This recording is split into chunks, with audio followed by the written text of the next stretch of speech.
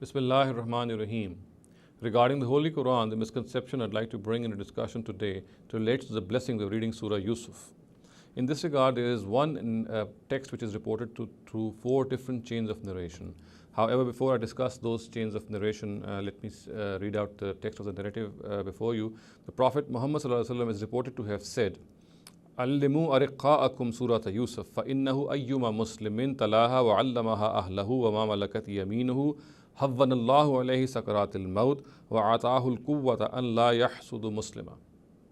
Which means the Prophet is reported to have said that teach your slaves Surah Yusuf, because every Muslim who recites it and also teaches it to his family and to his slave ladies and slave men, then the Almighty will ease for him the pain of death, and He will grant him the strength so that he does not become jealous of any other Muslim.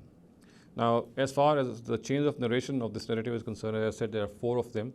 One of them is found in Al-Wasit, and the second one is found in Salabi's Tafsir.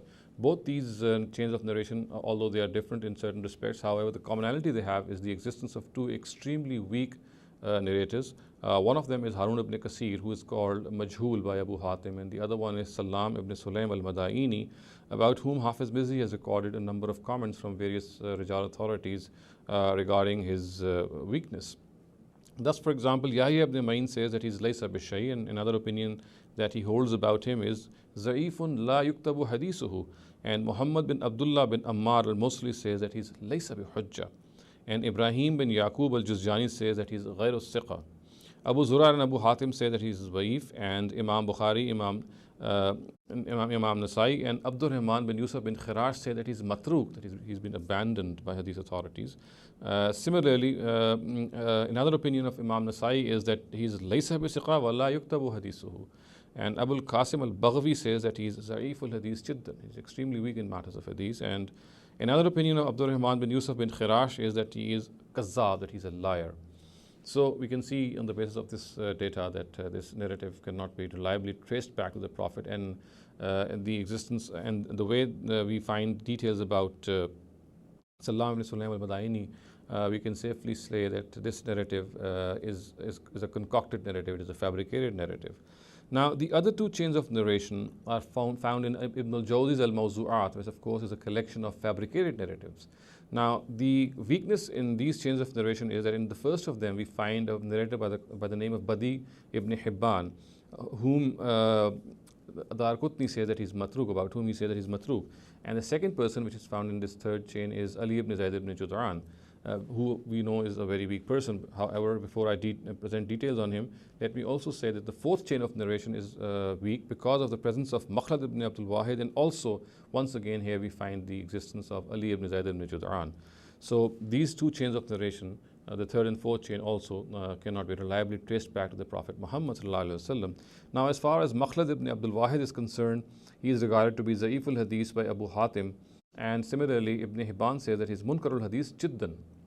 As far as Ali ibn Zayd ibn Jud'an is concerned, I'll read out some of the comments of our Rijal authorities about him, which are recorded by Hafiz Mizzi in his celebrated treatise Tahzib al-Kamal. Thus, for example, Ibn Sa'd says, فيه الزعف ولا يحتج به.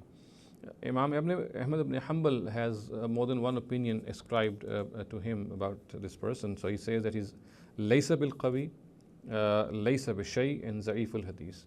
So all these three opinions are attributed to Imam Ahmad ibn Hanbal regarding Ali ibn Zayd ibn Jud'an. Similarly, Yahya ibn Ma'in has more than one opinion stated about him, and they are Laysa bi Zakal Kawi, Za'if, Za'ifan fi kulli shay, Laysa bi Shay, and Laysa bi Hujja.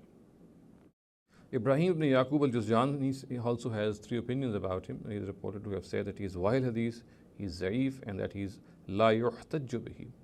Similarly, in the opinion of Imam Abu Zur'a, he is Laysa bil Qawi, and Imam Nasai and Imam Hafiz ibn Hajar regard him to be Za'if. So, in the presence of this data, we can easily see that these third and fourth chains of narration also stand on slippery grounds, and they cannot be reliably traced back to the Prophet Muhammad sallallahu alaihi wasallam. In fact, as the name itself suggests, these third and fourth chains are recorded by Ibn al-Jawzi in his book, in his anthology of hadith narratives, which actually is an anthology of all fabricated and concocted narratives.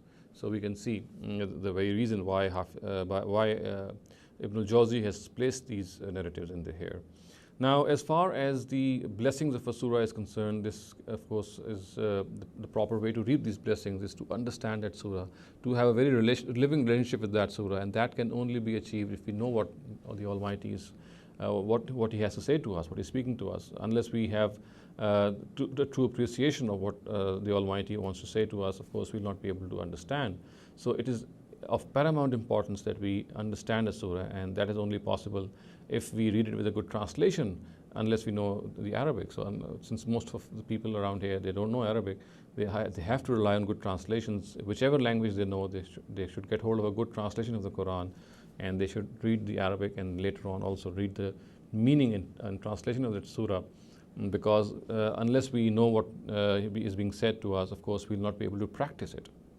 So therefore, we must understand, try to understand, reflect and communicate the message of a surah that we are studying. أقول قولي هذا واستغفر الله لي ولكم ولسائر المسلمين والمسلمات.